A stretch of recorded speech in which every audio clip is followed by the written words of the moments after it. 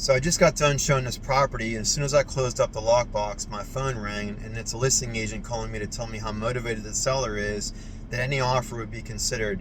And my first thought was, why don't you at least wait until you get feedback from me to see how interested my buyer is? Because how do you not know they're not super interested and they're going to write you a really good offer? So that part made no sense.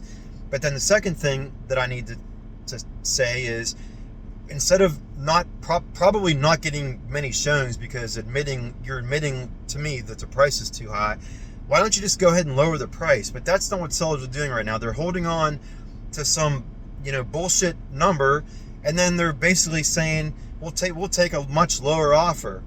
And I don't know whether or not that seller gave that listing agent permission to disclose that how motivated they are or whatnot, but in any regard, she did that.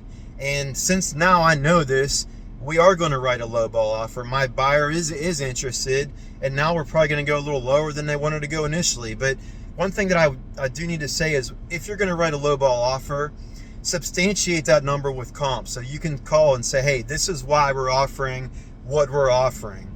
So we're in the environment right now that you can do that. If you as a buyer feel any sort of pressure that you have to compete in any sort of way for a property, don't do it. Walk away from it. There's 7,500 listings in Sarasota County that are on the market.